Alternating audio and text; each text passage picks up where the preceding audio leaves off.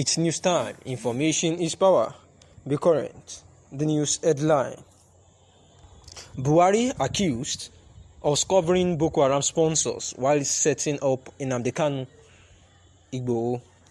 President Muhammadu Buhari has been accused of covering up Boko Haram sponsors. The allegation was leveled against the president by former aide to ex-president Goodluck Jonathan, Renu Omokri. Omokri alleged that Buhari was covering up Boko Haram sponsors while setting up agitators like Sunday Igboho and Nnamdi Kanu. The socio-political activist made the claim while reacting to the attack on the Abuja-Kaduna train. Recall that ex-Kaduna Central Senator Shehu Sani had disclosed how terrorists attacked the Abuja-Kaduna train. He said that the terrorists shot at the train and also used explosives. However, Omokri on his Twitter page wrote, How can those who bombed a train causing the shutdown of 2.8 billion Abuja-Kaduna railway be ordinary bandits, while it is Kanu and Igboho who face terrorism charges? Buhari covers up Boko Haram sponsors and set up innocent as Igboho and Kanu sponsors. Omokri also wondered why Kanu-based Islamic scholar Sheikh Ahmad Gumi has not been arrested despite his access to bandits, but Igboho is locked up for agitating against terrorists. In this same country, Sheikh Gumi has been romancing terrorists, stop calling bandits terrorists, and campaigning for them, yet he enjoys freedom. It is Igboho who defended us from terrorists that is in jail. A side remember that in Nigeria, terrorism pays, he wrote. And this is Renu Omokri trying to say that the president, Muhammadu Buhari, is actually being nepotistic, like favoring the terrorists and bandits, and setting up people like Nnamdi Kanu and and his counterparts. That is Sunday Igboho. Both Nnamdi Kanu and Sunday Igboho has actually been on the top list of the federal government in ensuring that they tame them down, yet terrorists are actually going here and there, perpetrating their evil acts. And Renu Omokri, who is the former aide to ex-president Goodluck Jonathan, is actually of the fact that the president enjoys terrorism and does not even are not ready to expose the sponsors behind terrorism, but have said, at a particular point on the Independence Day, the president says that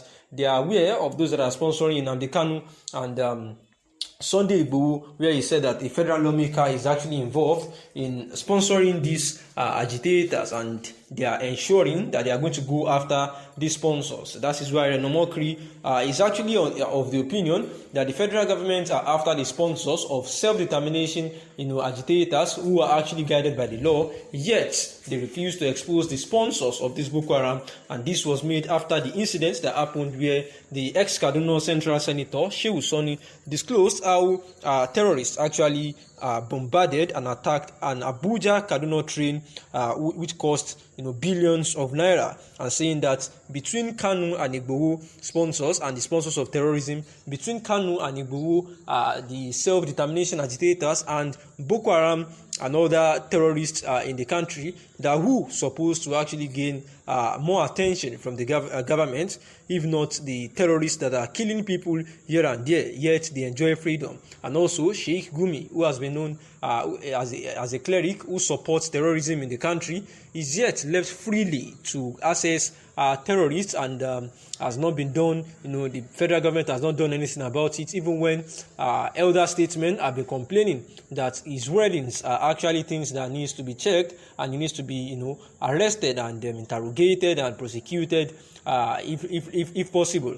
And the federal government seems not to be reacting in cases like this and putting much more attention on Nnamdi Kanu and Sunday Igboho. And this is what Renu Omokri, the ex-presidential aide to Goodluck Jonathan as a then, is actually addressing.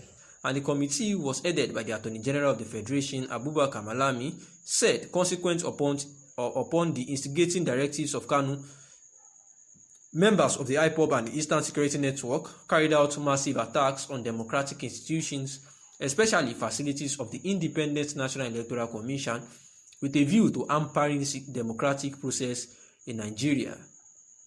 It said that the attacks that were carried out between October 2020 and June 2021 led to the killings of 175 security personnel. The report read in part, acting on the instigating directives of Nnamdi Kanu, IPOB member, and NSAS protesters attacked and killed many security agents, destroyed several public and private properties, including police stations and public transport buses and other facilities across the country.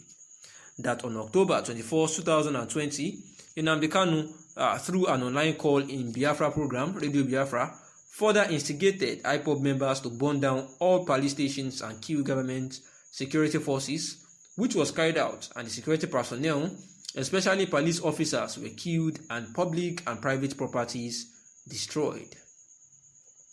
Abubakar Malami further says that 175 security personnel were killed by the indigenous people of Biafra, ESN, comprising 128 policemen, 37 military personnel, and 10 other security operatives, killing of prominent Nigerians. Recently, there were gruesome killings of traditional leaders, Obi-Wan of Okudo Autonomous Community, Eze-E and Yokuchuku Durueburu, and Eze Samson Osunwa of Inhebiunwere Autonomous Community, as well as killing of Dr. Chike Akunyili and 8 others, as well as the killing of Alhaji Ahmad Gulak on Monday 38, 2021. The committee found that as a consequence of Nnamdi Kanu's broadcast, that there were 19 attacks on INEC facilities that resulted in destruction of offices, as well as 18 INEC logistical vehicles, several election materials, equipment and ICT gadgets in Abia, Akwa Ibom, Anambra, Cross River, Enugu, Ebonyi, and Imo states. The Presidential Committee stated that 164 police stations and formations, including police headquarters Owerri, Imo State, were attacked by IPOB ESN, leading to the death of 128 policemen, while 144 were injured and 628 vehicles were destroyed. It said that 396 firearms and 17,738 ammunitions were carted away during the IPOB ESN attacks, and there were 3 IPOB ESN attacks on Nigerian Correctional Service, including the headquarters of the Nigerian Immigration and Service, Umuahia, Abia State, was also attacked by IPOB and ESN, leading to the death of one officer, the report read. And these were the words of Abubakar Malami, trying to say that they have investigated the matters at hand and that the indigenous people of Biafra are the one causing a whole lot of deaths, through the instigation of words that led to the killings of these people, that Nnamdi Kanu has been using the IPOB Radio Biafra, Radio Biafra station to instigate people to continue to perpetrate evil acts, killing policemen, military officials, and the likes like that. However, it has been said by a legal practitioner that all these are mere allegations because there is no proof to all these things, that Nnamdi Kanu was not physically there, and all these things that were said that he talked about are just based on wordings, that there are no concrete evidences to justify this. Thanks for listening.